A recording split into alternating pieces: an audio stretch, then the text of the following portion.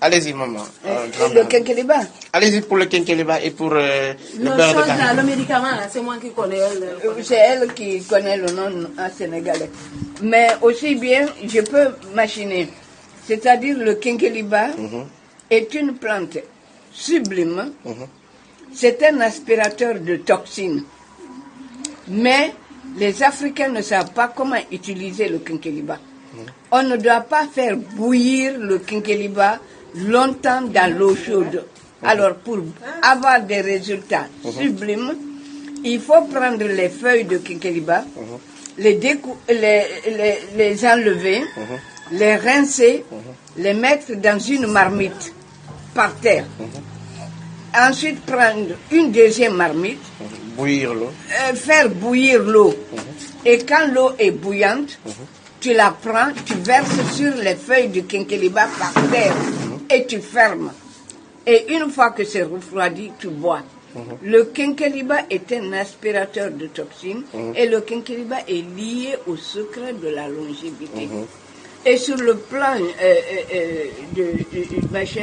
en tant que sage-femme, moi pendant 40 ans, j'ai utilisé le quinqueliba et le beurre de karité et vraiment, il n'y a pas d'avortement, il n'y a pas d'accouchement prématuré et il y a des césariennes qui sont évitées liées à l'hypertonie utérine. Les gens ne savent pas comment utiliser les plantes. La plante pour le diabète, vraiment, il donne un résultat sublime. Il ne faut pas faire bouillir la plante. Il faut la prendre, la découper, etc., comme le quinqueliba, mettre tu laves comme les feuilles de quinqueliba, et puis tu fais bouillir de l'eau.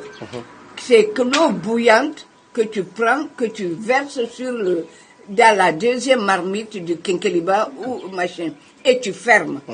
Et une fois que c'est refroidi, tu as des résultats sublimes. Mais il ne faut pas faire bouillir, parce que si tu fais bouillir le quinqueliba ou cette plante longtemps, tous les principes actifs de la plante disparaissent. Okay. Vous avez une fois vécu cette expérience avec cette plante? Par exemple, le diabète. Vous étiez diabétique? Oui, je suis diabétique et j'ai eu des résultats sublimes. Le nephrologue ici était dépassé. Le médecin à Bordeaux était dépassé de la chute du diabète. Et moi, je peux vous assurer qu'aujourd'hui, mon diabète a pratiquement disparu. J'attends les urines qui vont me confirmer que je ne suis plus diabétique. Et il y a une Française à qui j'ai expliqué ça. Elle est venue me dire que son diabète a chuté. Ah non, c'est sublime. Mais voilà, c'est parce que les gens ne savent pas utiliser les plantes. Et pour le beurre de karité? Alors, le beurre de karité est à la peau ce que le lait maternel est à l'enfant. Le sel ou le sucre? Un enfant à qui on donne, on badigeonne le premier jour de la naissance, on met ça à l'enfant, jusqu'à l'âge de 10 ans, 15 ans, c'est le seul enfant qui n'ira pas à l'hôpital. Le quinqueliba est lié, le beurre de karité est un secret du Coran. C'est dans le Coran. C'est une plante bénie par Dieu. Et le verset, c'est Watin wa zaytuni. Watin wa zaytuni, waturi sinina wa hazal baladi. Le beurre de karité est à la peau ce que le lait maternel est à l'enfant. Le beurre de karité est lié au secret de la longévité. C'est sublime. C'est sublime. Mais les gens ne savent pas. Vous avez quel âge? Et moi, si tu veux, physiquement aujourd'hui, je suis née, normalement, je dois avoir 81 ans.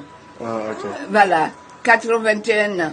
Mais physiquement, aujourd'hui, j'ai 20 ans, grâce à cette plante et au quinqueliba et au beurre de karité. Et à la gendarme qui est là. Et à ma mère gendarme. Et à la mère gendarme. Merci maman. Voilà. Merci. Ça, je vais partager ça avec tout le monde. Je vais mettre ça sur Internet parce que je suis informaticien. Je vais mettre ça pour aider d'autres personnes qui souffrent du diabète. Je vais distribuer ça dans les réseaux sociaux. Ah, non, Je c'est l'ai fait pour merveilleux. mon ami, parce que c'est un grand ami, mais aussi je l'ai fait pour tant d'autres qui souffrent, sans savoir les secrets du quinqueliba et celle du beurre de karité. Voilà. Nous allons feras partager avec vous. avancer. Ouais. Tu feras avancer les gens. Voilà. Il y a Il y a des une gens, maladie, il y a des gens qui ont fait confiance à la science, que la science n'a rien donné. Nous, ouais, elles se connaissent, hein, elles se connaissent. Nous, aujourd'hui, on a une mamie de 81 ans et qui nous parle des secrets de la nature. Ah non, non, Mais non. moi, j'en en doute pas du tout. Hein. Ouais, je sais, mais de toute façon... Les herbes sont formidables. Ça va, attends la science, tu vas parler après. Ah non, non, les gens ne connaissent pas les arbres. Les arbres sont en avance sur les êtres humains. Bien sûr. Les arbres parlent. Ils prient plus que nous. Les arbres ont des pouvoirs que les êtres humains n'ont pas. C'est-à-dire que quand tu te places sous un arbre, l'arbre sait tout de suite si tu es quelqu'un de valable ou si tu es un imbécile. Alors, si tu es un imbécile, que tu cueilles une feuille, une branche, n'importe quelle, pour soigner, la plante transforme les principes actifs, tu n'auras pas de résultat. Et si tu es quelqu'un de valable, la plante fera tout pour que le malade guérisse. Parce que les plantes ont quelque chose que les êtres humains n'ont pas. Tous les matins, les plantes remercient Dieu d'avoir créé la terre. Les plantes remercient Dieu d'avoir créé l'eau. Les plantes remercient Dieu d'avoir créé le soleil.